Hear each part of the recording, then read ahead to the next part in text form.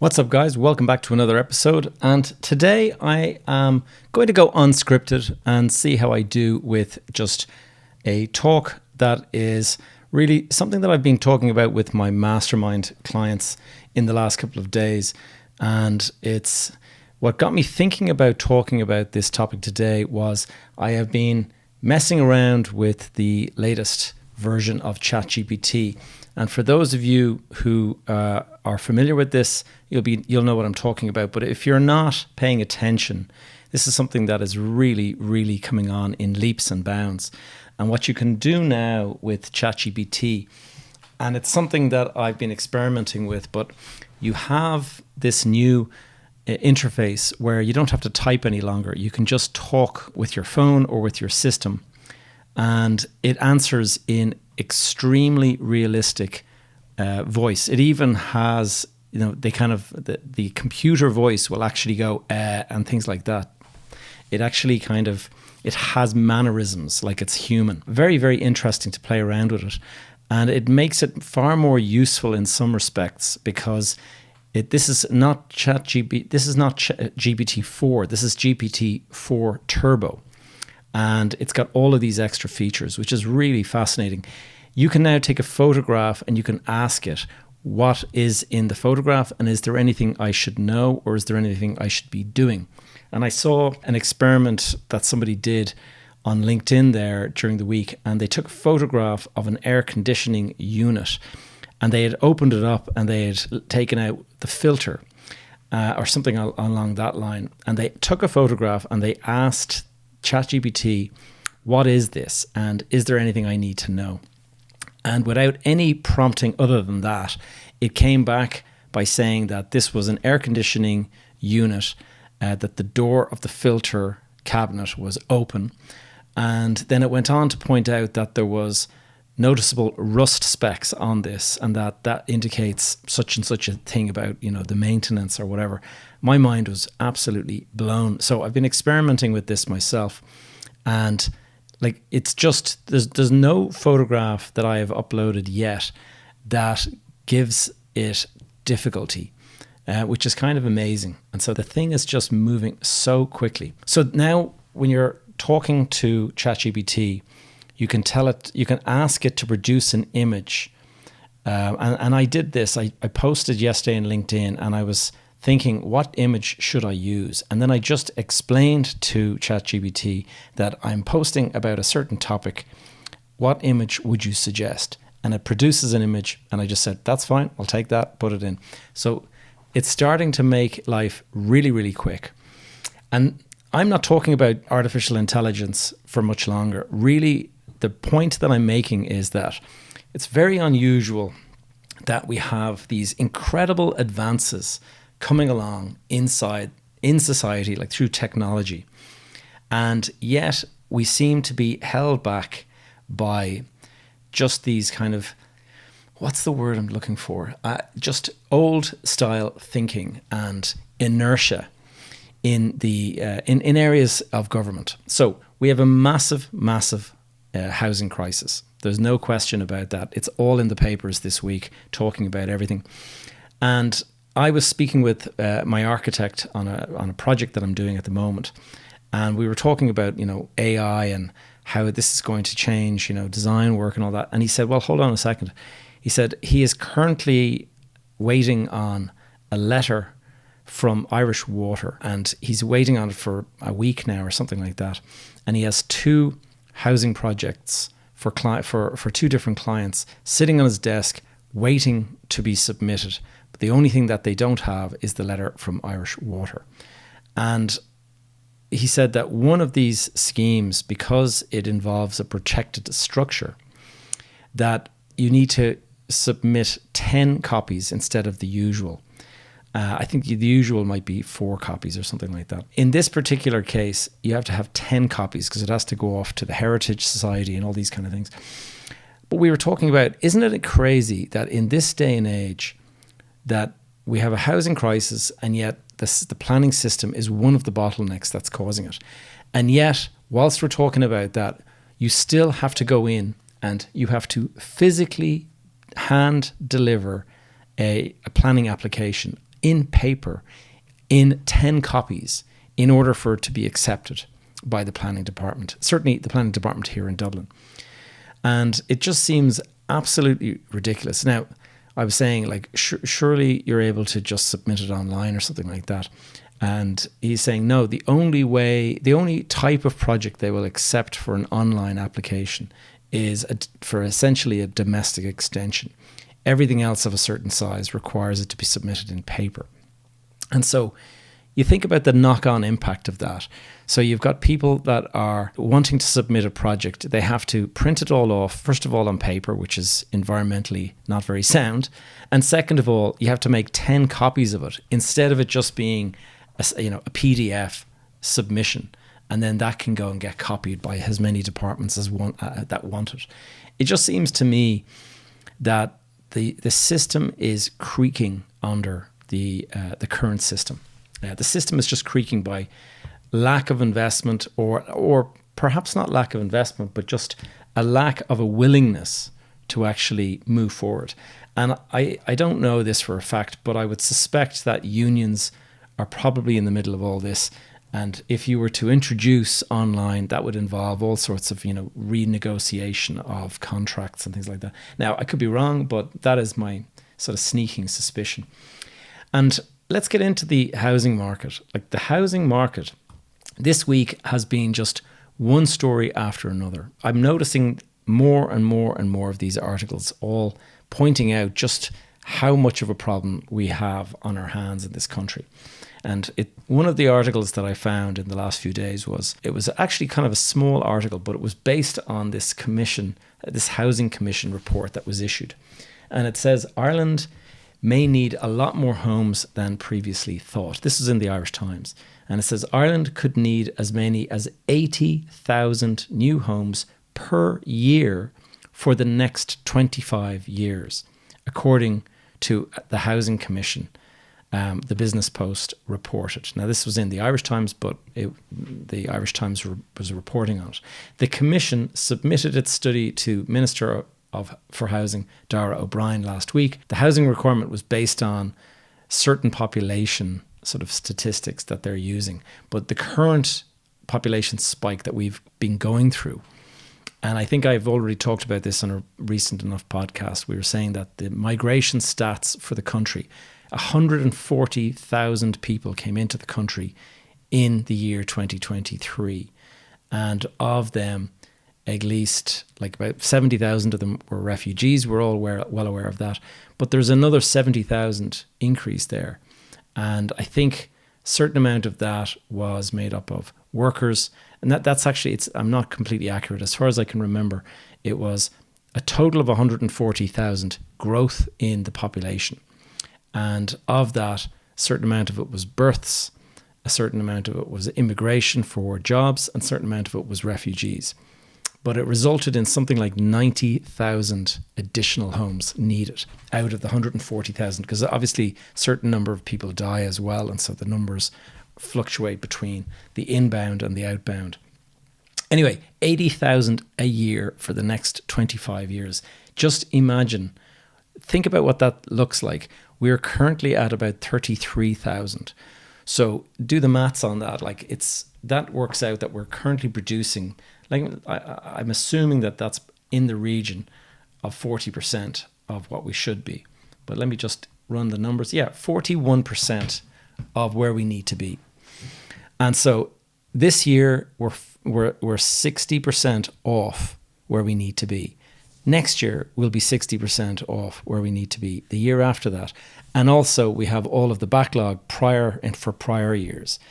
And so it's no wonder then that in the Irish Times this week, they're saying that house price inflation has begun accelerating again.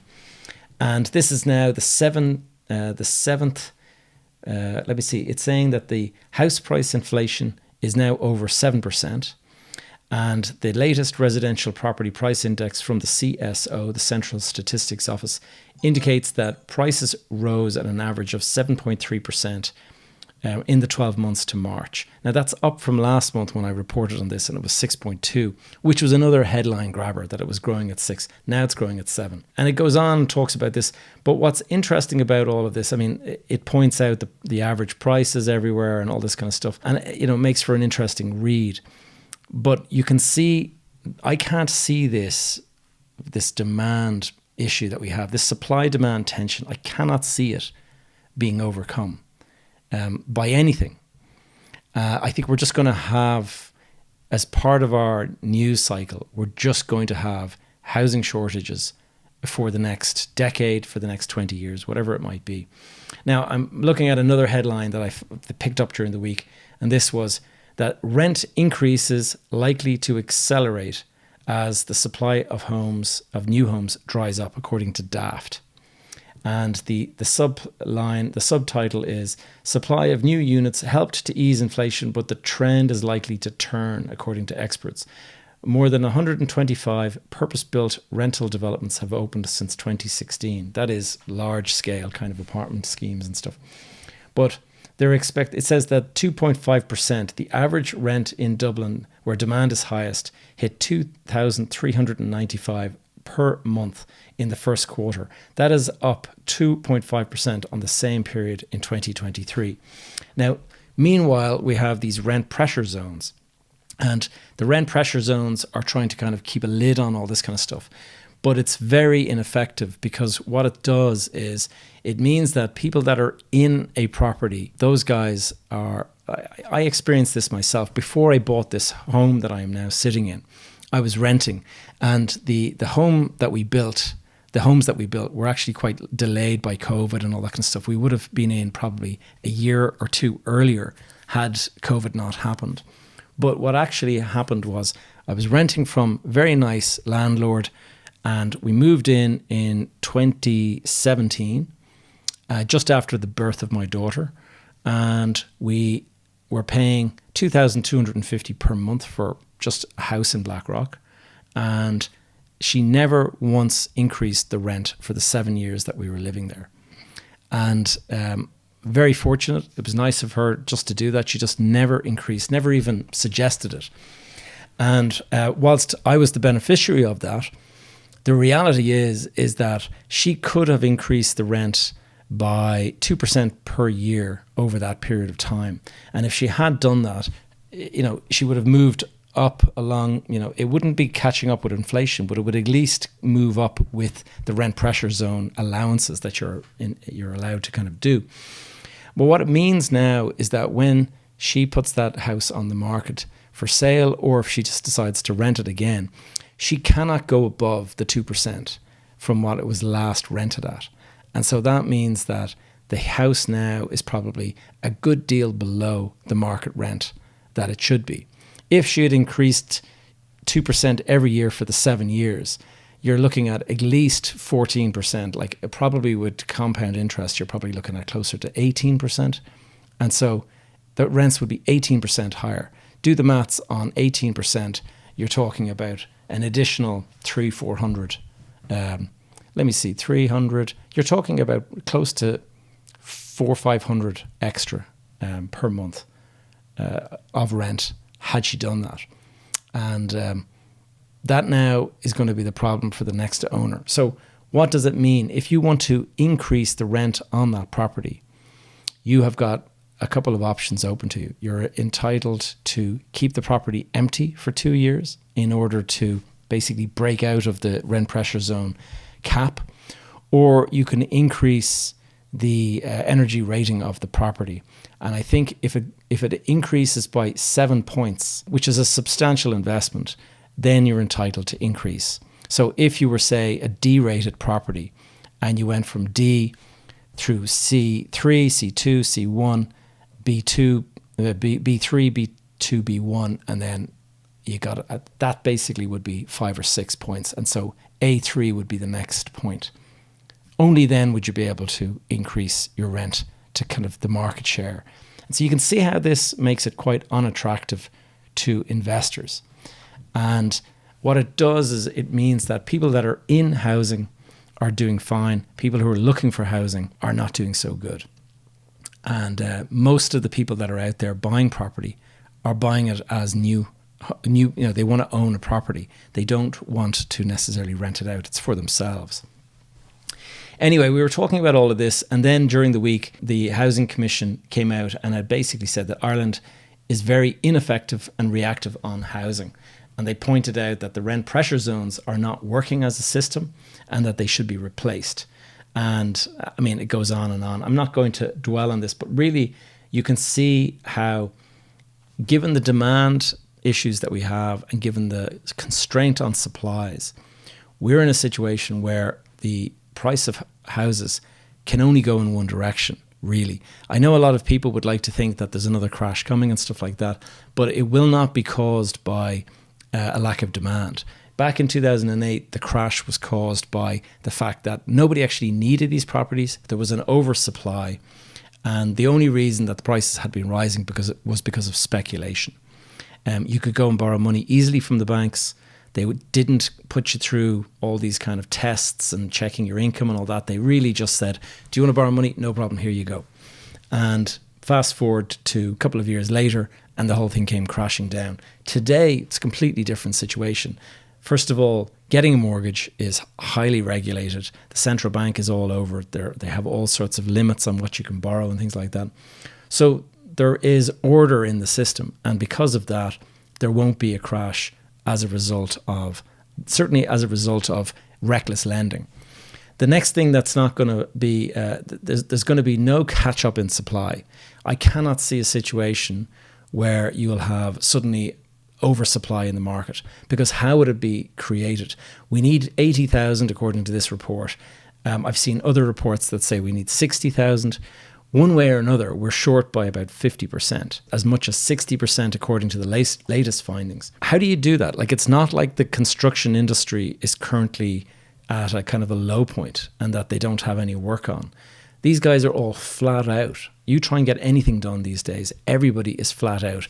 Everybody has, a full book of inquiries, a full book of, pipeline of work and stuff like that. So where is all of this capacity to build an extra 50,000 houses a year? Where's that going to come from? If we decide to kind of reach out to our partner, or European partners, and say we'd like to make it very, very attractive for all of these Eastern European labourers to come over and work in the Irish market and help us build, that's all fine. But where will they stay? We already have massive shortage of housing. So where are these people going to actually come in and stay if they get here?